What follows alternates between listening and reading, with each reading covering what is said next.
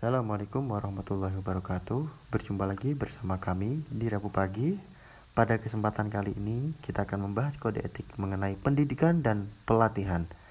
Nah, sebelum memasuki materi, di sini saya akan memperkenalkan diri. Perkenalkan, nama saya Fahmi, NIM 128.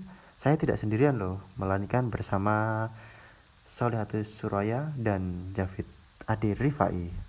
Di sini ada 3 subbab yang akan dijelaskan. Yang pertama yaitu definisi pendidikan dan pelatihan, yang kedua adalah perbedaan, dan yang ketiga adalah mengenai kode etik psikologi. Untuk pemateri pertama akan menjelaskan tentang definisi dan perbedaan. Kepada pemateri pertama yaitu Solihatus Suraya, kepadanya saya persilahkan. Baik, sebelumnya seperti apakah definisi dari pendidikan dan pelatihan menurut kode etik psikologi? Pendidikan merupakan proses pengubahan sikap dan tingkah laku individu atau kelompok ataupun komunitas yang bertujuan untuk membawa ke arah yang lebih baik itu melalui upaya pengajaran ataupun pelatihan. Sedangkan pelatihan yaitu kegiatan yang bertujuan membawa ke arah yang lebih baik yang dapat dilaksanakan oleh himsi atau lembaga lain yang mendapat pengakuan dari himsi, baik itu perguruan tinggi, asosiasi atau ikatan minat, atau praktik spesialisasi psikologi, asalkan kegiatannya mendapatkan pengakuan dari himsi. Selanjutnya yaitu perbedaan pendidikan dan pelatihan. Pendidikan dan pelatihan sering dijadikan satu istilah, meskipun terdiri dari 2 kata yang berbeda. Letak perbedaan dari pendidikan dan pelatihan antara lain, pendidikan berkaitan erat dengan menyampaikan informasi atau pengetahuan, bertujuan menghasilkan perubahan secara kognitif dan emosional, bersifat lebih direktif, yaitu mengajarkan, memberitahu, dan memberikan penyuluhan. Sedangkan waktu yang digunakan untuk melakukan pendidikan lebih bersifat formal. Sedangkan pelatihan lebih berfokus pada menyampaikan pengetahuan dan keterampilan, bertujuan menghasilkan perubahan secara kognitif, afektif maupun psikomotorik, yaitu perubahan dalam ranah pengetahuan, sikap, dan keterampilan. Bersifat lebih interaktif, pelatih sebagai fasilitator mengajak dan mendampingi proses perubahan peserta. Sedangkan pelatihan lebih tertuju pada keterampilan teknis, sehingga waktunya lebih fleksibel dan singkat. Kode etik psikologi yang berkaitan dan membahas mengenai pendidikan dan pelatihan psikologi terletak pada bab 8, yang mana terdiri dari pasal 37, 38, 39, 40 sampai dengan pasal 44. Adapun pasal 37 yaitu mengenai pedoman umum tentang pendidikan dan pelatihan. Seperti yang telah dijelaskan sebelumnya, pendidikan yaitu proses pengubahan sikap dan tingkah laku individu, kelompok, komunitas yang bertujuan membawa ke arah yang lebih baik melalui upaya pengajaran dan pelatihan. Pendidikan ini mencakup pendidikan bergelar atau non-gelar. Pendidikan bergelar yaitu program pendidikan yang dilaksanakan oleh perguruan tinggi. Sedangkan pendidikan non-gelar yaitu kegiatan yang dapat dilaksanakan oleh perguruan tinggi, himpunan psikologi, asosiasi atau ikatan minat, atau praktik spesialisasi psikologi atau lembaga lain yang kegiatannya mendapat pengakuan dari himsi. Untuk pendidikan non-gelar ini terdapat asosiasi atau ikatan minat yang banyak sekali di Indonesia. Misalnya IPKI, Ikatan Psikologi Klinis Indonesia, IPS, Ikatan Psikologi Sosial, dan masih banyak lagi yang berguna untuk mengembangkan minat secara spesifik. Sedangkan pelatihan yaitu kegiatan yang bertujuan membawa ke arah yang lebih baik, yang dapat dilaksanakan oleh perguruan tinggi, himsi, asosiasi atau ikatan minat, atau praktik spesialisasi psikologi, atau lembaga lain yang kegiatannya mendapat pengakuan dari himsi. Selanjutnya yaitu pasal 39 mengenai keakuratan dalam pendidikan dan atau pelatihan. Psikolog dan atau ilmuwan psikologi mengambil langkah yang tepat guna memastikan rencana pendidikan dan atau pelatihan berdasar perkembangan kemajuan pengetahuan terkini dan sesuai dengan materi yang akan dibahas, serta berdasarkan kajian teoretik maupun bukti-bukti empiris yang ada. Selanjutnya, yaitu pasal 38, menjelaskan mengenai rancangan dan penjabaran program pendidikan dan atau pelatihan.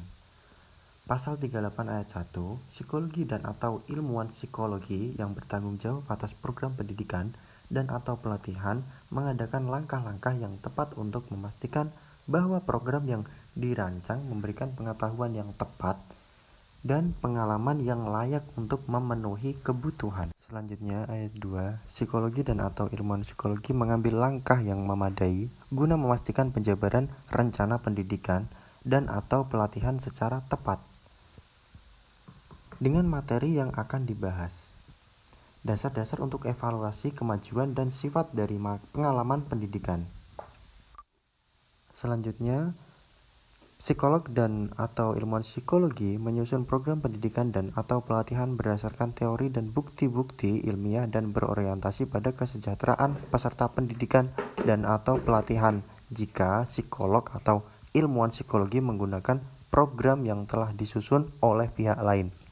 Maka ia seyogyanya mendapatkan izin penggunaan program tersebut dan atau tidaknya mencantumkan nama penyusun program.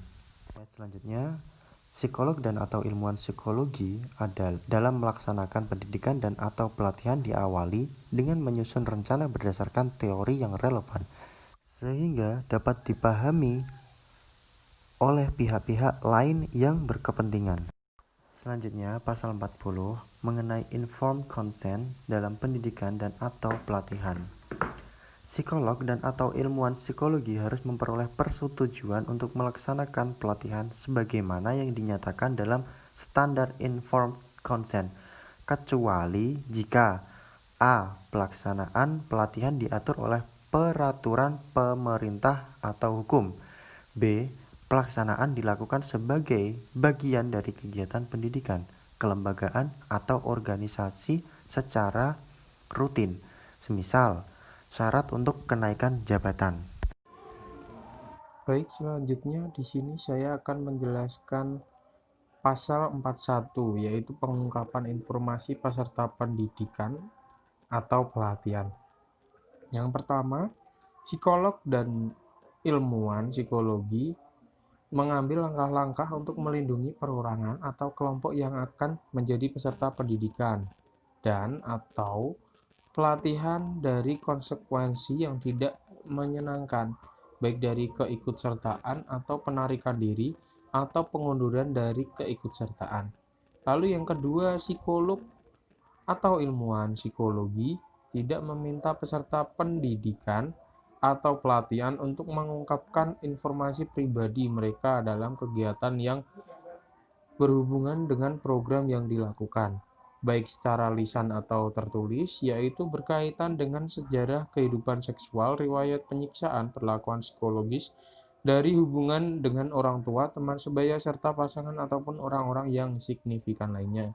Hal tersebut tidak diberlakukan kecuali jika program ini menjadi satu cara atau pendekatan yang dianggap penting dan tepat untuk dapat memahami, berempati, memfasilitasi pemulihan, atau memampukan peserta untuk menemukan pendekatan penanganan yang tepat bagi isu atau kasus khusus tersebut.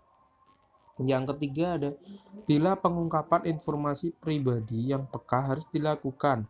Hal tersebut harus dilakukan oleh psikolog atau ilmuwan psikologi yang terlatih untuk memastikan kebermanfaatan maksimal, mencegah dampak negatif dari hal tersebut, serta untuk tetap memastikan tidak diungkapkannya informasi pribadi tersebut dalam konteks lain di luar kegiatan ini oleh semua pihak yang terlibat.